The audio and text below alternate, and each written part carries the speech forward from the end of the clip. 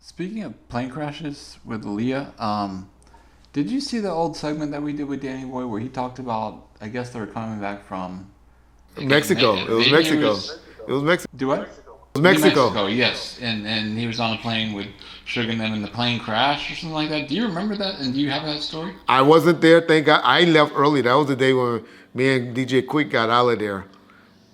When I got arrested over in Mexico because I rented all the ATVs or the 4-wheelers, and that's when Hammer and all of them on Danny Boy video shoot. Hammer crashed into a fence, and, and they say tore up the ATV. It probably was $100 worth of damages, if that. So what happened was the Mexican authorities, motherfuckers. So I remember I was the one who put up the credit card, so everything was in my name. And they came looking for us, right? And they found us. I went to go get a bunch of KFC chicken. It was me and Ron Bilal, the barber, was out picking up a bunch of chicken for everybody. And it was at Charlo's and Carly, or Carlos or something like that. Charlie and Carlos or whatever.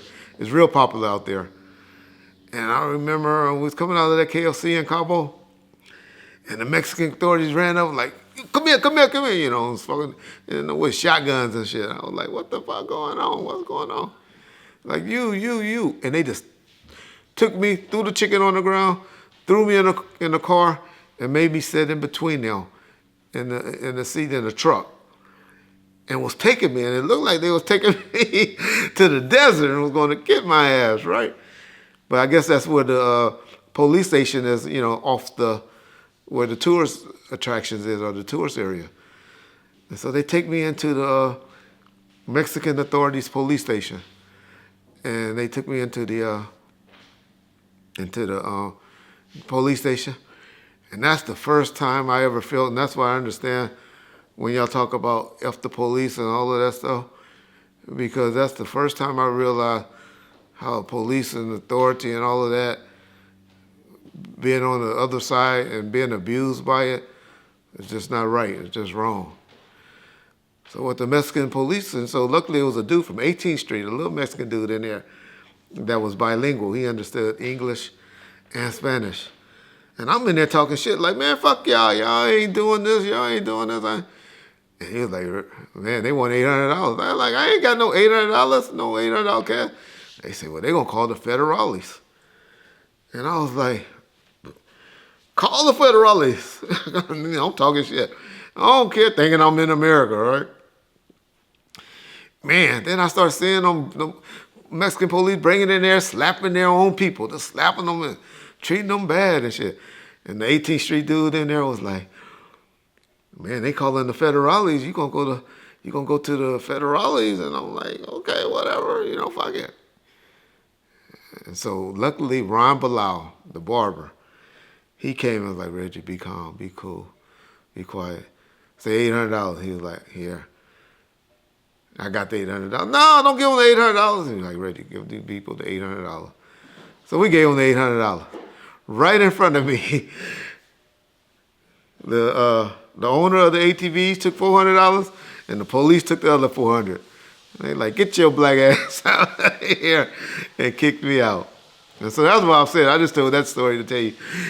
Me and then Quik was just hating it. For some reason, Quik was over there because he had produced the track on Danny Boy's video shoot. He was just like, man, Reggie, let's go. And me and Quik left and took off. And so thank God I wasn't on that plane when they was flying back. But I heard the story plenty of times. So what happened was on that plane, though, is David Kenner, Calvin Tubbs, who was like the CFO at the time, Danny Boy, I think Danny Boy's wife, and Suge, and probably whatever female was with him at that time. They were flying back. They had paid, and that's where I tell y'all about the bribery part. They had gave the the airport some extra money because that Suge always was late getting there for the plane to take off on the regular time. So they took off on the plane, got off, and by then they closed the airport. And everybody left, turned the lights off, shut the airport down, because we're in Mexico, right? But halfway up or halfway, luckily, in the flight, the fucking engine, one of the engine, I think Calvin, he noticed that the plane engine was on fire. And they start, and this is the second time. Me and Suge had an incident like that as well on a flight. We was going to Miami from New York. But it just started smoking. This one was actually on fire. And they had to call, somehow they called ahead and got the guy that they bribed to come back and turn on the lights on the runway. And they, had to turn around, circle around, and they luckily land the plane and survived. And so I'm not sure if Pac was on the plane, on that particular plane as well, but it was a private plane. And I don't believe Pac was on there because I think he flew with his entourage. But yeah, that's what happened with the Danny Boy situation. And I tell you, that Suge Knight got 9 lives. That nigga got some lives, boy. But yeah, that's the story of what happened.